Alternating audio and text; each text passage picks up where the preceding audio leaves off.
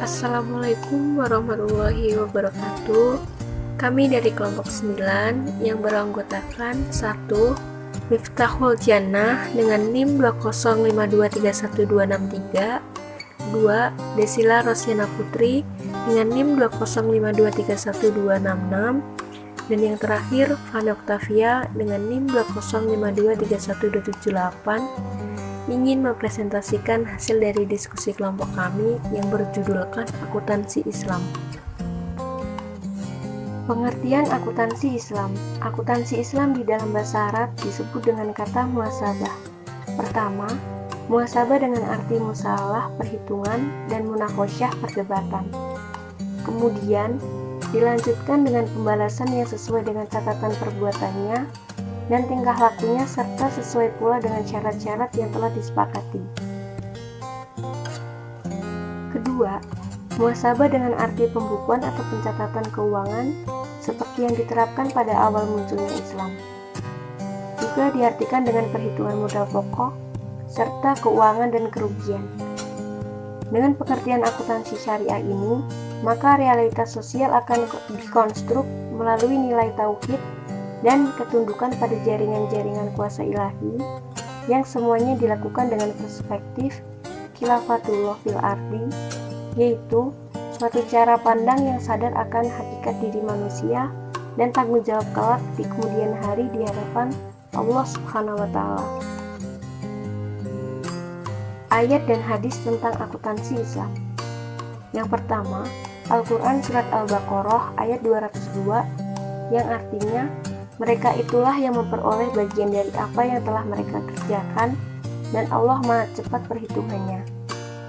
Yang kedua, Al-Quran Surat Al-Baqarah ayat 282 yang memiliki arti, hai orang-orang yang beriman, apabila kamu bermuamalah tidak secara tunai untuk waktu yang ditentukan, hendaklah kamu menuliskannya, dan hendaklah seorang penulis di antara kamu menuliskannya dengan benar. Dan janganlah penulis enggan menuliskannya sebagaimana Allah mengajarkannya. Maka hendaklah ia menulis dan hendaklah orang yang berhutang itu mengimlakan apa yang akan ditulis itu. Dan hendaklah ia bertakwa kepada Allah Tuhannya dan janganlah ia mengurangi sedikit pun dari hutangnya. Jika yang berhutang itu orang yang lemah akalnya atau lemah keadaannya atau dia sendiri tidak mampu mengimlakannya, maka hendaklah walinya mengimlakan dengan jujur. Dan persaksikanlah dengan 2 orang saksi dari orang-orang lelaki di antaramu. Jika tak ada 2 orang laki, maka boleh seorang laki dan 2 orang perempuan dari saksi-saksi yang kamu ridhoi. Supaya jika seorang lupa, maka yang seorang mengingatkanmu. Janganlah saksi-saksi itu enggan memberi keterangan apabila mereka dipanggil, dan janganlah kamu jemu menulis hutang itu, baik kecil maupun besar, sampai batas waktu membayarnya. Yang demikian itu lebih adil di sisi Allah dan lebih menguatkan persaksian dan lebih dekat dengan tidak menimbulkan keraguanmu. Tulislah muamalahmu itu, kecuali jika muamalah itu perdagangan tunai yang kamu jalankan di antara kamu, maka tidak ada dosa bagimu. Jika kamu tidak menulisnya, dan persaksikanlah apabila kamu berjual beli, dan janganlah penulis dan saksi sulit menyulit. Jika kamu lakukan yang demikian, maka sesungguhnya hal itu adalah suatu kefasikan pada dirimu. Dan bertakwalah kepada Allah. Allah mengajarkanmu, dan Allah Maha mengetahui segala sesuatu. 3. Al-Quran Surat Al-Imran ayat 19 yang artinya sesungguhnya agama di sisi Allah ialah Islam. Tidaklah berselisih orang-orang yang telah diberi kitab kecuali setelah mereka memperoleh ilmu, karena kedengkian di antara mereka.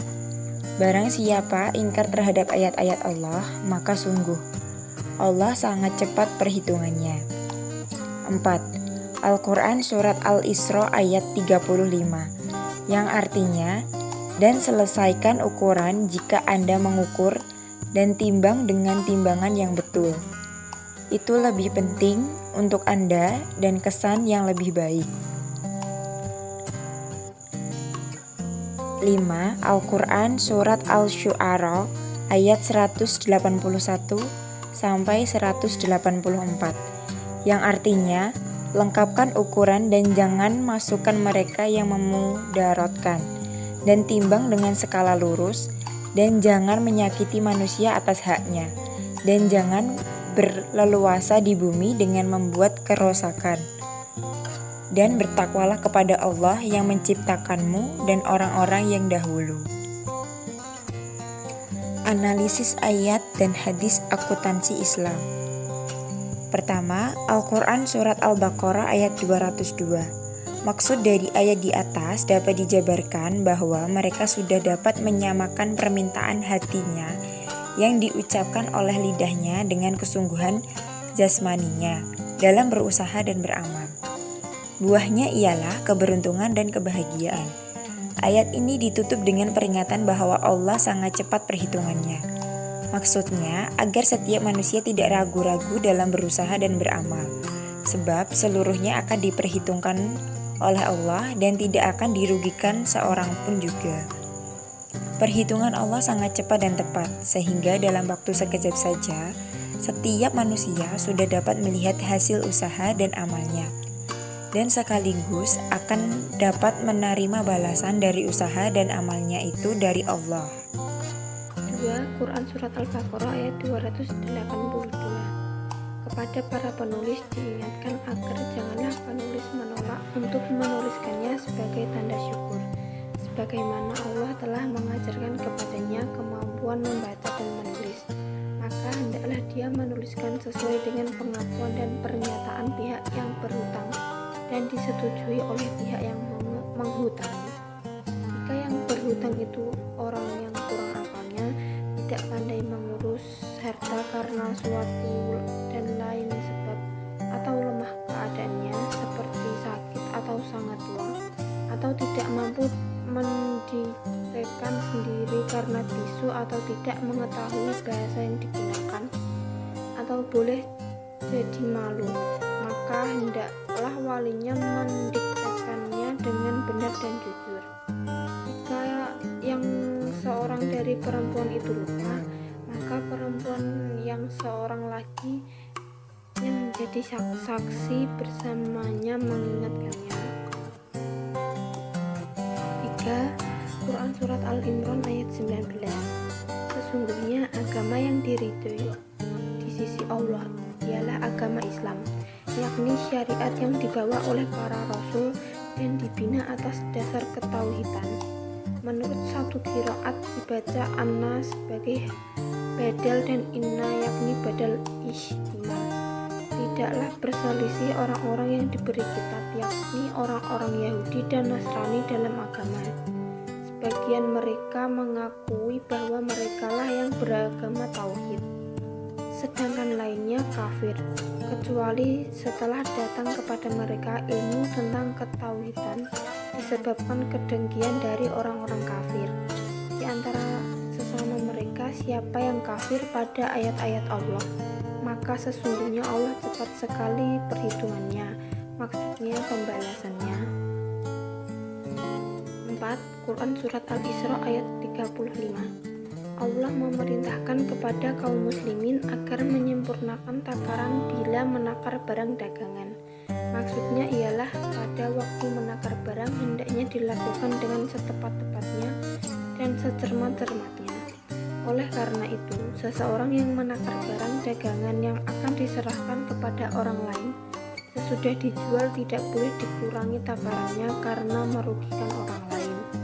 Demikian pula kalau seseorang menakar barang dagangan orang lain yang akan ia terima sesudah dibeli, tidak boleh dilebihkan, karena juga merugikan orang lain. Allah mengancam orang-orang yang mengurangi takaran dan timbangan ini dengan ancaman keras. Yang terakhir, Quran Surat Asy-Syu'ara ayat 181 sampai 184. Ayat ini menerangkan bahwa Syuaib menyeru kaumnya untuk menghentikan kejahatan yang biasa mereka lakukan. Mereka diseru untuk menyempurnakan takaran dan timbangan baik di waktu menjual maupun membeli. mengurangi atau melebihkan takaran dan timbangan adalah perbuatan yang merugikan orang lain. Hal itu berarti membuat kerusakan di bumi. Syuaib mengingatkan kaumnya bahwa harta yang halal lebih baik bagi mereka, karena mereka adalah orang-orang yang berpenghidupan baik. Sekian dari kelompok kami. Apabila ada kurang yang kami mohon maaf. Wassalamualaikum warahmatullahi wabarakatuh.